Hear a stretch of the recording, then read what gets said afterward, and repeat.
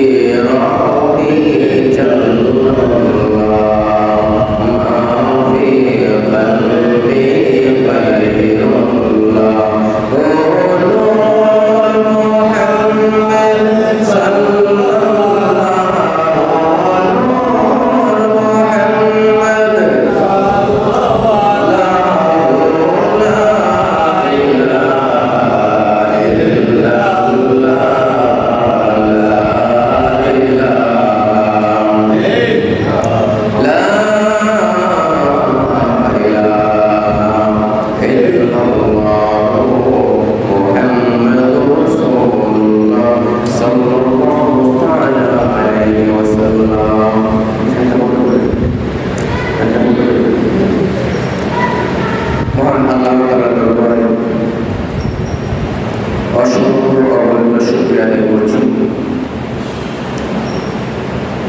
যিনি আমাদের মালিক, আমাদের খালেক, আমাদের সৃষ্টিকর্তা, আমাদের রিজিকদাতা, যিনি আমাদেরকে অতি মায়া করে দয়া করে বানিয়েছেন, তিনি হলেন আমাদের আল্লাহ। তিনি একজন আছেন। আমরা আমাদের নবী মুহাম্মদ মুস্তাফা সাল্লাল্লাহু আলাইহি ওয়াসাল্লামের মাধ্যমে আমরা জানতে পেরেছি যে আমাদের একটা কি আছে, মালিক আছে। আমরা জানি। আলোচনা করার জন্য আমি একটা আয়াত আপনাদের সামনে পেশ করেছি, কিন্তু যখন বলটা দেখলাম তখন আলোচনা ঘুরে একটু অন্যদেরকে দেওয়ার চেষ্টা করতেছি।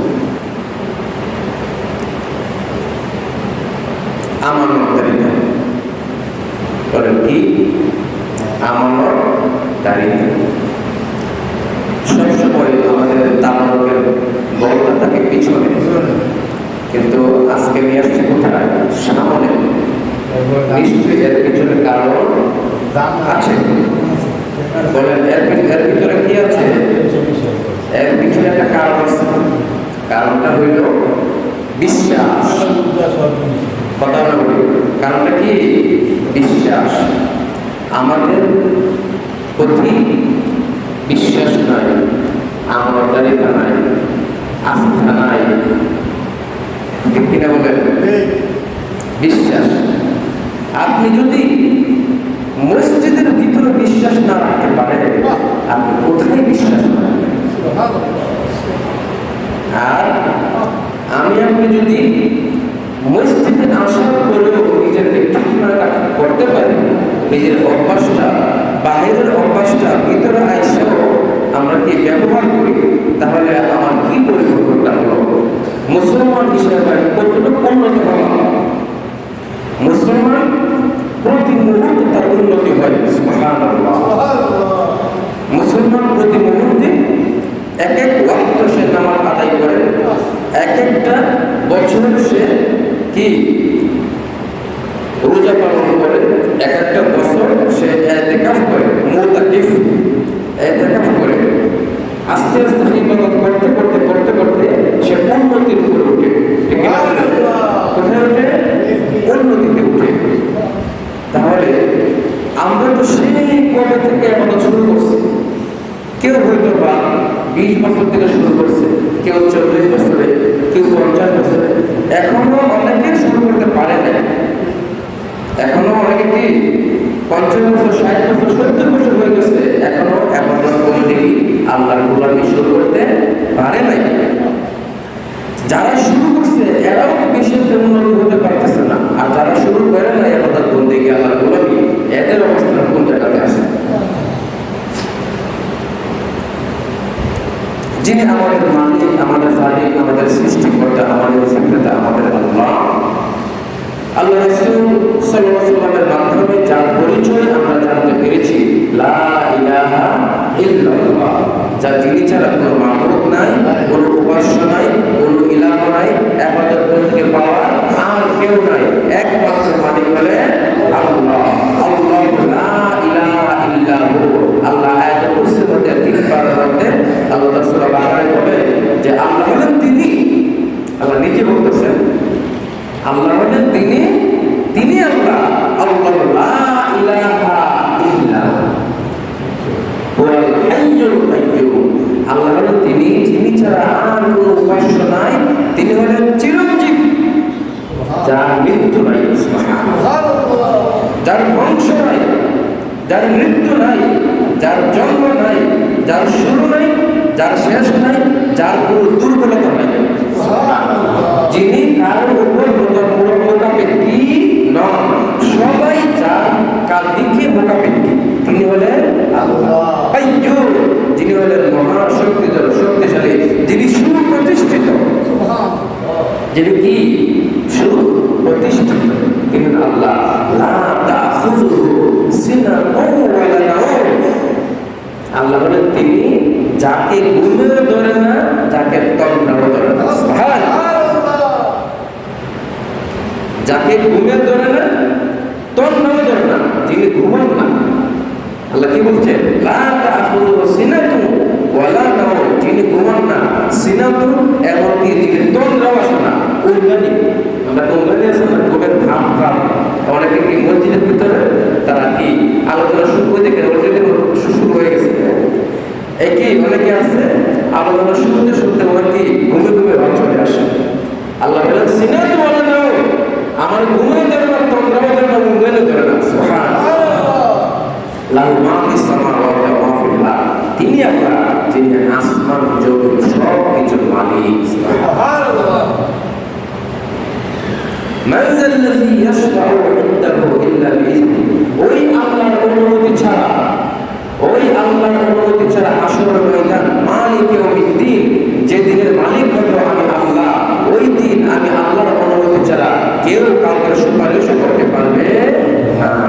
অনুমতি পাওয়ার পরে সর্বপ্রথম সুপারিশ করবে আমাদের মুহাম্মদুর রাসূলুল্লাহ সাল্লাল্লাহু আলাইহি ওয়াসাল্লাম। এই আয়াতুল কুরসির আলোচনা অন্যদিকে। আমি যে আলোচনা করার চেষ্টা করতেছি আপনার সামনে, এখানে আমি আলোচনা করলাম মা আতাকুম রাসূলু ফাখুযুহু ওয়া মা নাহাকুম আনহু ফান্তাহু।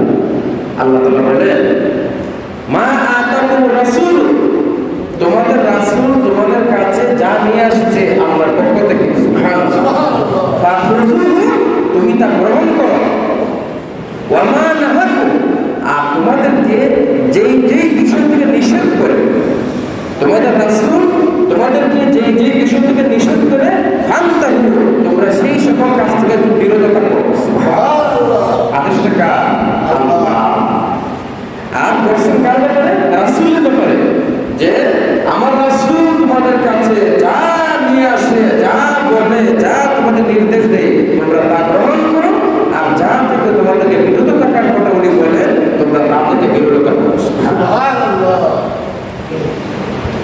তাহলে সত্য আল্লাহ রাসূল যা বলেন তাই গ্রহণ করতে হবে, যা নিষেধ করে তা থেকে বিরত থাকতে হবে, আদেশ আল্লাহ। সুবহানাল্লাহ। মাইয়াতুর রাসূল তাআলা আল্লাহ, যে রাসূলকে অনুসরণ করলো, মানলো, সে কাকে বলল? সে মা আতাকুম রাসূলু